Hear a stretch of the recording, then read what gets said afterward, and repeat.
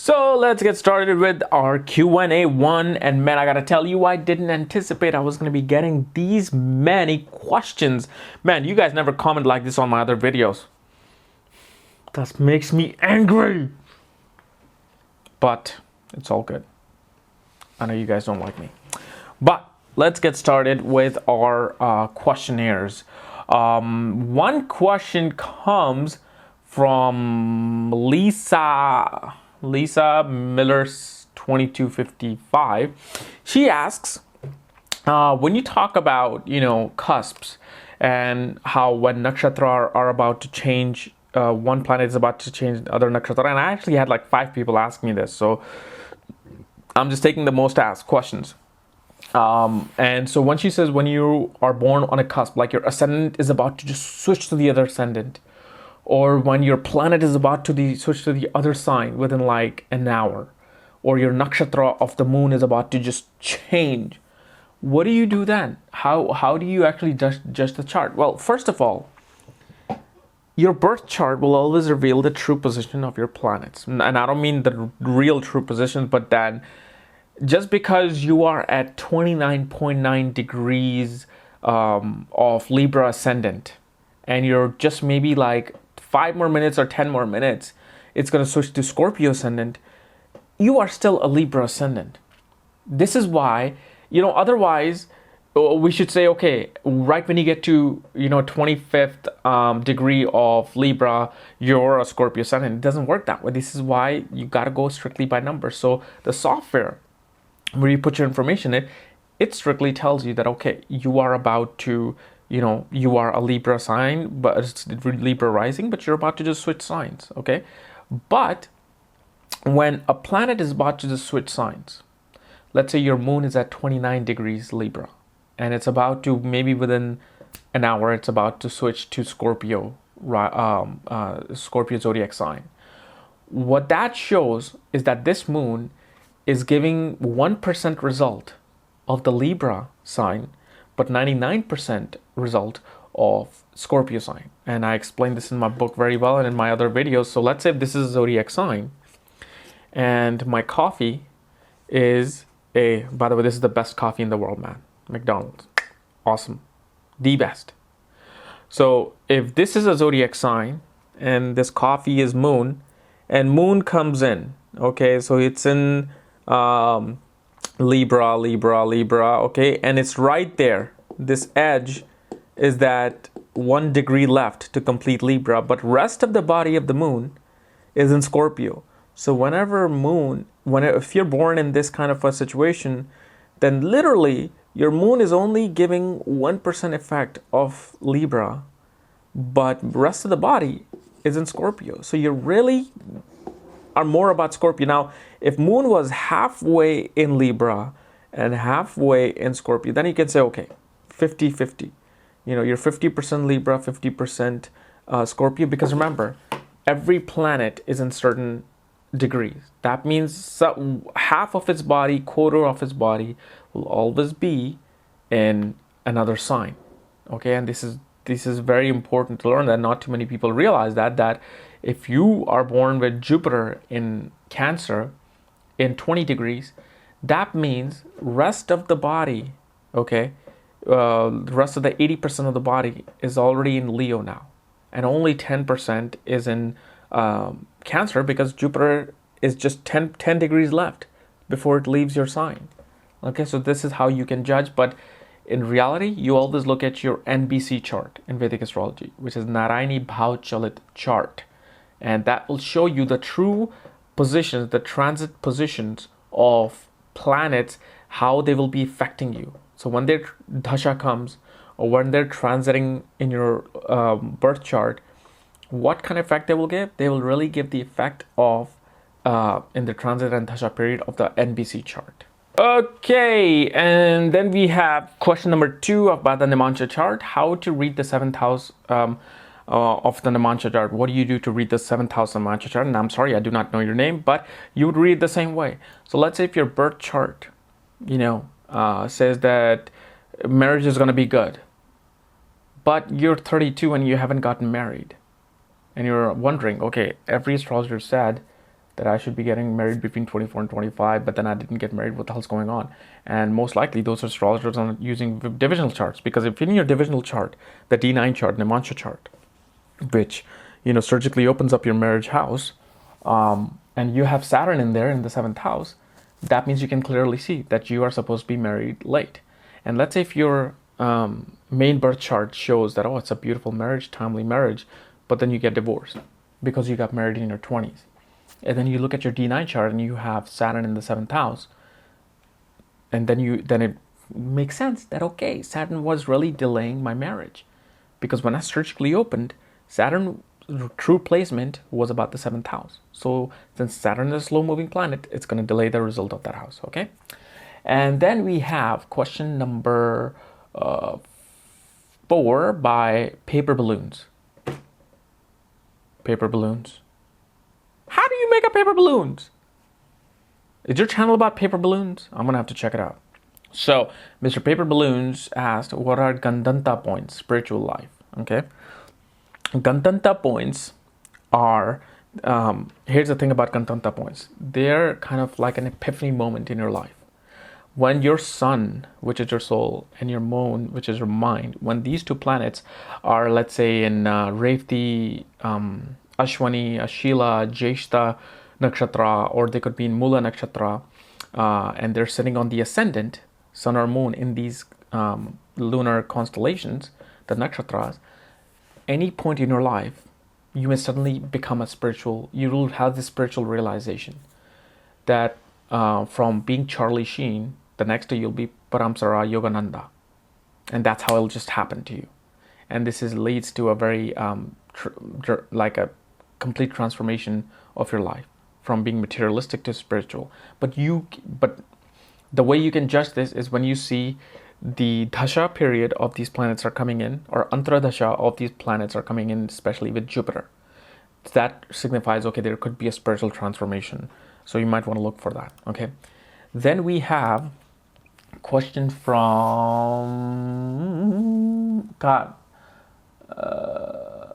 Alex Panther.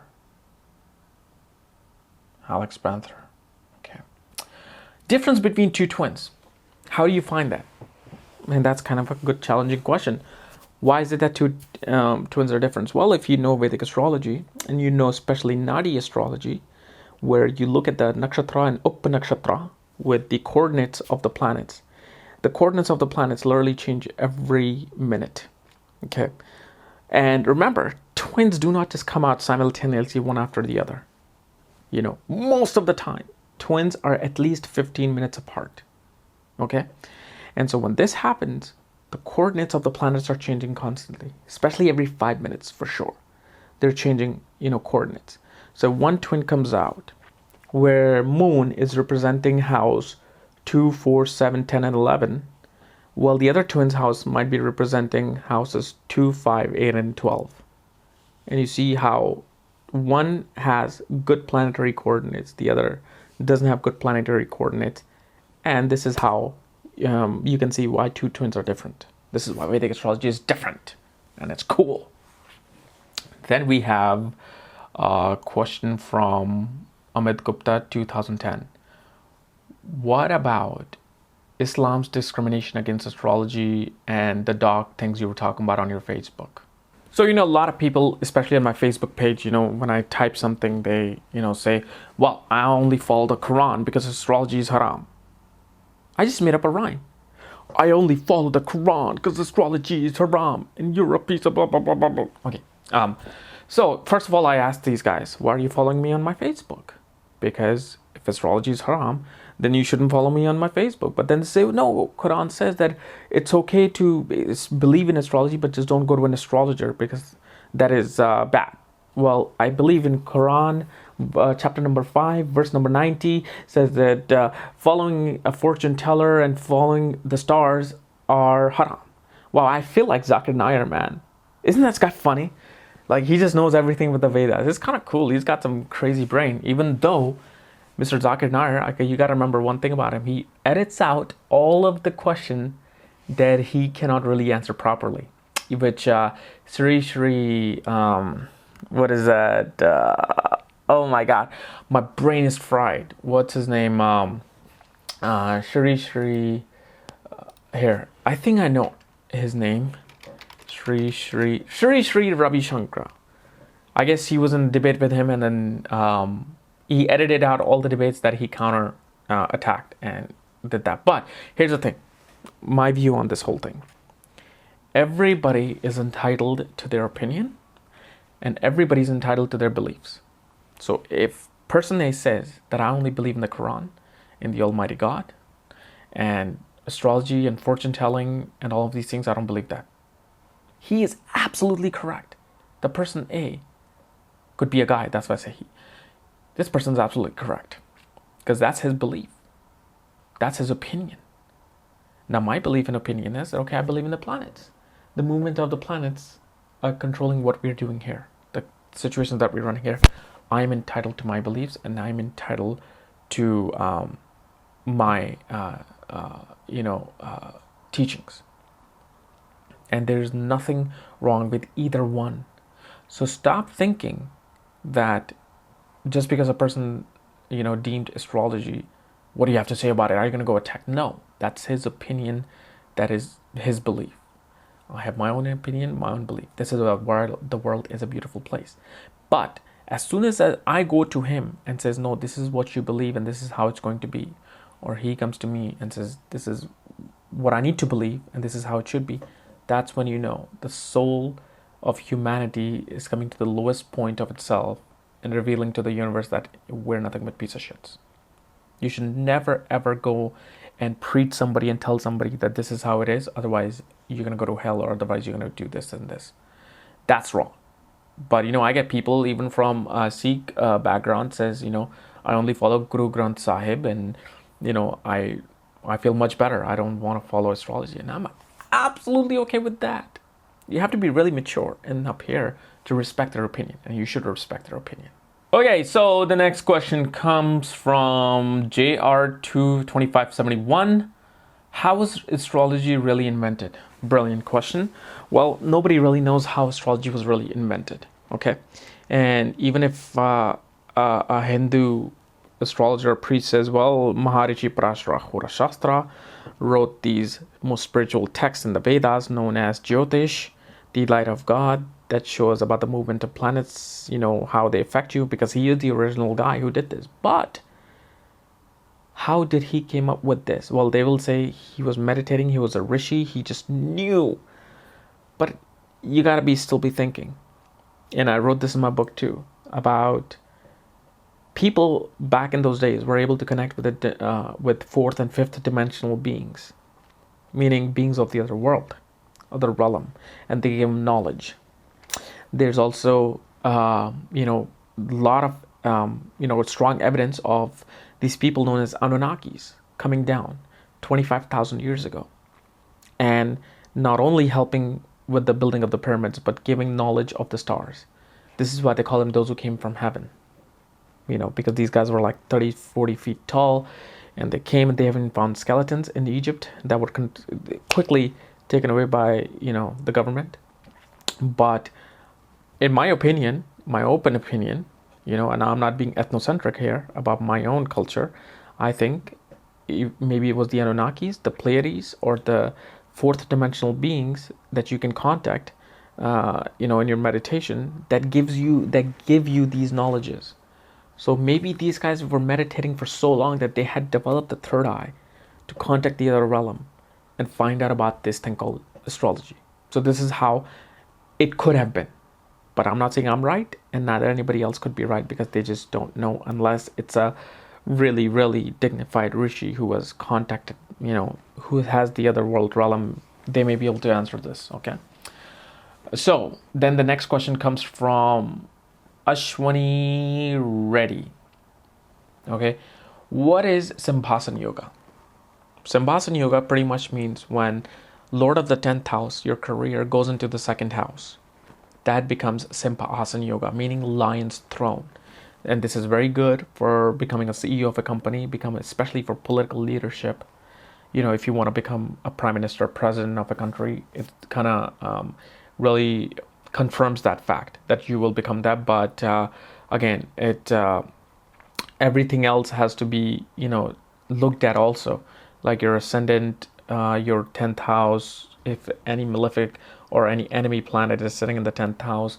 But Simbhasan Yoga is pretty much 10th house lord in the second house, which confirms being on a royal throne of your specific given field. All right. Then the next question is question number 9 is Ashley 4465. Did you choose Shal by looking at her horoscope, or you guys just fell in love? Okay, next question. Arlene 3. I have Mars, Jupiter, and Rahu in the 10th house, Leo. What does it mean? Well, 10th house is a very, very strong place for Mars. This is the most awesome place you can get. Rahu, too. Very good place for Rahu. Okay. And Jupiter is also okay here. But here's the thing. In Leo, Jupiter and Mars are doing excellent. Okay. Rahu doesn't feel good in Leo because it's a sign of his enemy's sun. And he feels irritated there. However, having these 3 planets there, first of all, it shows a soldier, which is Mars.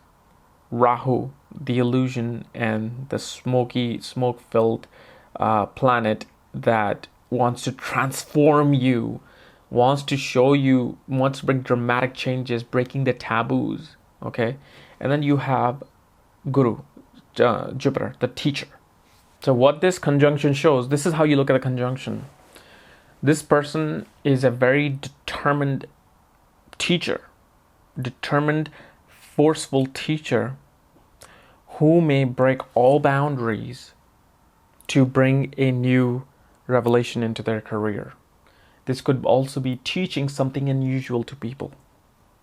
Teaching something unusual to people with authority. Okay, so you can be a teacher of pranic healing, and you will forcefully bring this about as your career. You will be very determined that this is what I'm going to teach. This is how it needs to be. Like, you will be a warrior with guidance, because Jupiter is guidance. It's wisdom, and so you're bringing a wisdom with forceful nature of Mars, but you're breaking the taboos with Rahu. You're breaking the boundaries of how you teach. You're breaking the taboos of how you may proceed with your career. And it can denote to different things. But remember, these 3 planets are not constantly affecting you. They're only affecting you when their dasha comes into play, when their antra dasha comes into play, or when their sub antra dasha comes into play. Okay, so only then these planets are activated. So at one point, these 2 might be activated. Just one, Jupiter might be activated. Just Mars might be activated. Or maybe sometimes, let's say you're going to a Jupiter Mahadasha, Mars Antradasha, and Rahu Subantradasha, then these 3 planets are activated, and that's when they will give you the results of the house that they're sitting in, and the house that they're aspecting, and the house that they're controlling. Okay. Next one is from Jessica Holman. Venus, Mars, Saturn in the 4th house for Capricorn, in Capricorn zodiac sign. That means you're Libra ascendant. Well, this simply means is this. Saturn is a delayer of things, move slow. Mars is forceful aggression, aggressiveness. Venus is love and relationship. So what this shows is that, first of all, your marriage is going to be delayed because of the fact whenever Saturn looks at the 7th lord, okay, and in conjunction with the 7th lord, or looks at the 7th house, okay, actually, I'm sorry. Whenever Saturn is in conjunction with the 7th lord of your birth chart, or with the karka of marriage, which is Venus, or sits in the 7th house, it delays the marriage of a person up to like maybe 30, between 30 and 35. This person will be getting married, and this shows a person will be mature because of Saturn's conjunction with Venus. However, since Mars is there, Mars is bringing aggressiveness in the marriage, aggression in the marriage. So you may have an older, very aggressive partner that you may get married to. It represents a lot of lust, a lot of sexual lust, because Mars and Saturn are both kind of signify this, and Venus is love and relationship. Okay, so you may have a lot, and Capricorn, solid. It's a solid sign that it's an earth sign, so it really shows your determination is very lustful and very sexual. in a relationship. But you can't really judge the whole thing until you see the whole chart. Same thing with my last question. And yeah, those were my top questions. And so, hope you enjoyed them. I think I really like this. I might be doing this every month. So, if you're new to my channel, subscribe above. If you want to know more about astrology, check out my link below. God, I've been so tired of talking. Bye bye.